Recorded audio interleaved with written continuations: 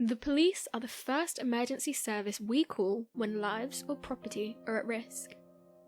Dealing with things such as violent incidents, break-ins, or driving offences are pretty much routine occurrences for them.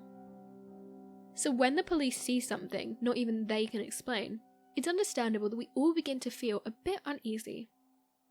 Even the most experienced officers have, on occasion, been truly baffled by the weird, or in some cases, altogether disturbing things they've experienced. So today, here at Unexplained Mysteries, we'll be taking a look at these 3 mysterious police encounters.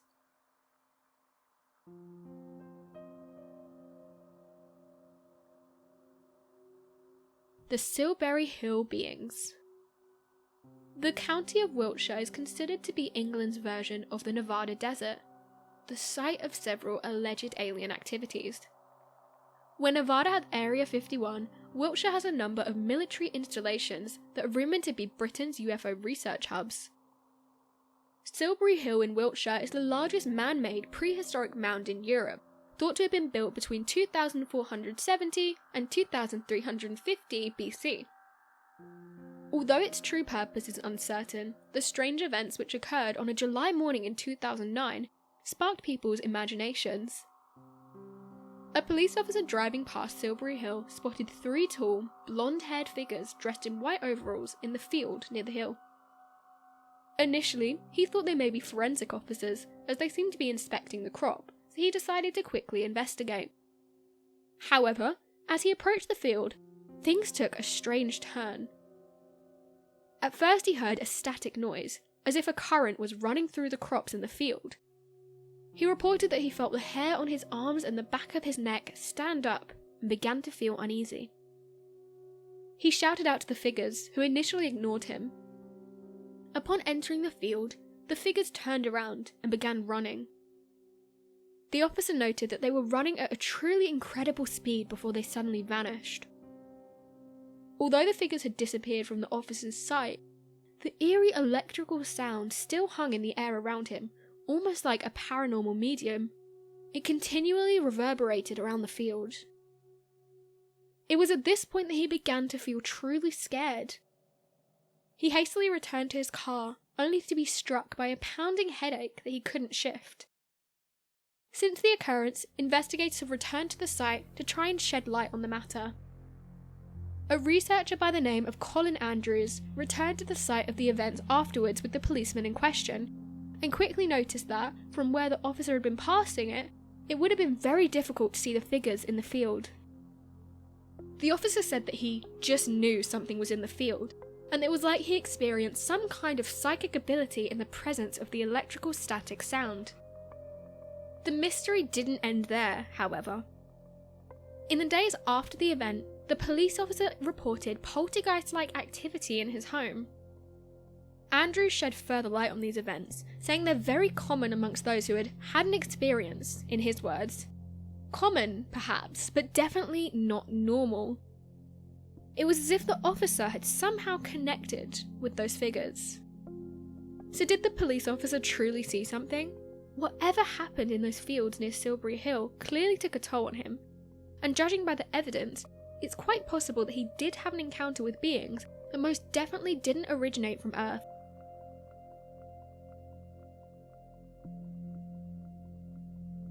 Maurice Therio and the Devil's Peak Incident. Massachusetts, the mid-80s. Maurice Frenchy Therio, having endured a difficult childhood after suffering abuse and neglect by his father on the family farm, he was further traumatized by an incident that took place in a barn when he was a child, the details of which have never been fully disclosed. Needless to say, Maurice was left scarred by his early years. He began to experience supernatural-like phenomena as he entered his teenage years, such as lifting weights way beyond the capability of a regular adult and discovering a knowledge of things that he hadn't learned. Maurice's life had taken a paranormal turn, and from this point, things were only to become more mystifying. When he was older, he attempted to join the army, but was deterred by his father. He then settled in Warren, Massachusetts, and was married by 1985. It was the spring of that year that the town became aware of the goings-on between Maurice and his wife, when Maurice turned all his guns into the local sheriff.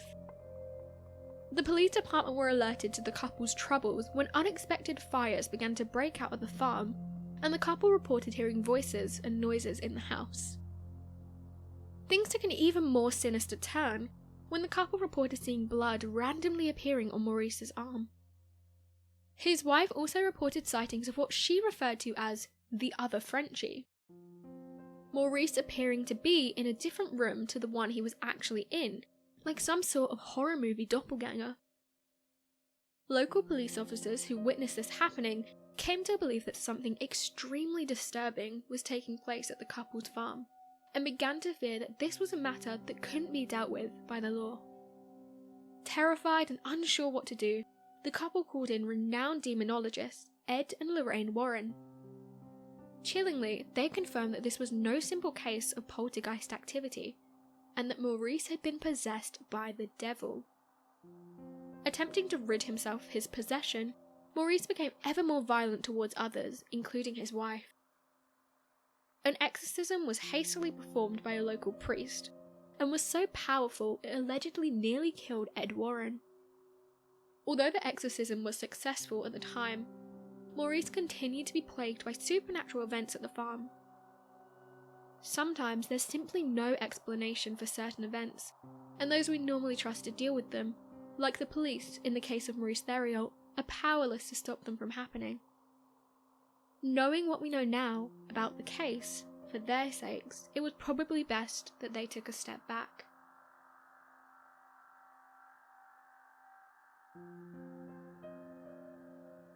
The Enfield Haunting. The Enfield poltergeist case is one of Britain's best-known alleged hauntings. The events that occurred at 284 Green Street in the London borough of Enfield in 1977 have been turned into a Sky TV series and a smash horror film, The Conjuring 2. Baffling policemen, journalists, and defying all reasonable explanation, 11-year-old Janet Hodgson seemed to have been possessed by some unearthly spirit. It was reported that Janet, her sister Margaret, and her brothers Johnny and Billy were being terrorised by a poltergeist in their London home, for which there initially seemed to be very little explanation. The night that things began to take a paranormal turn in 284 Green Street, the children's mother Peggy Hodgson had been putting the children to bed. Janet reportedly complained that her brothers' beds were wobbling, a statement that Peggy dismissed. The following evening, however, Peggy witnessed for herself something very, very strange. An oak chest of drawers appeared to be being pulled towards the door, as if to trap the family in the room they were in. When Peggy attempted to move it back, the unit seemed to resist, as if some sort of supernatural force was preventing them from exiting the room. Over the coming days, neighbours witnessed eerie activity in the house. Feeling very threatened, the Hodgsons called the police. What WPC Carolyn Heaps saw in the house only fueled the paranormal theory. She reported that a large armchair moved, unassisted, 4 feet across the floor. She further commented that she couldn't find any evidence of wires or ropes that had caused the movement. Despite being baffled by what she saw, she explained to the family that it wasn't a police matter, as nobody was breaking the law. The Hodgsons were therefore at a dead end. Desperate, they called in investigators from the Society of Physical Research, Maurice Gross and Guy Leon Playfair. They assessed the evidence and they were convinced there was some genuineness in the case.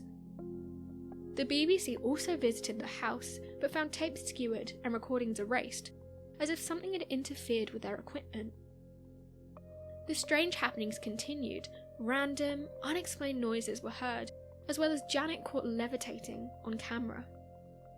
Renowned demonologists Ed and Lorraine Warren, who visited the house in 1978, were convinced that the supernatural elements existed in the house. For the 11-year-old girl, however, things only seemed to get more malevolent. She reportedly went into violent trances, speaking in the voice of a man named Bill, who had died in the house years earlier. One night, a demonic, deep and terrifying voice transmitted through Janet's innocent body. "Just before I died, I went blind, and then I had a hemorrhage, and I fell asleep, and I died in the chair in the corner downstairs." Many are skeptical about this case's authenticity, with some believing it was simply a well-devised prank by the two daughters.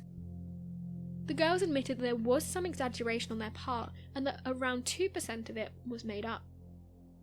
They also described the emotional torment they went through when Janet was admitted to a psychiatric hospital for a short period.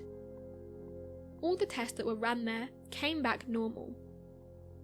Exactly what happened at 284 Green Street may never be properly explained. It's fair to say, however, the events in 70s Enfield captured the world's imagination and won't be forgotten for a long time. Police officers tend to view events in black and white in terms of the law. Logical and level-headed, they're required to intervene, mediate, and keep the peace. They are also human, and some things that occur are simply beyond human explanation. So what do you make of these mysterious cases? Be sure to let us know your thoughts in the comment section below, and help us by growing this community, whilst working to solve these unexplained mysteries. Thank you for watching, and don't forget to subscribe for more videos.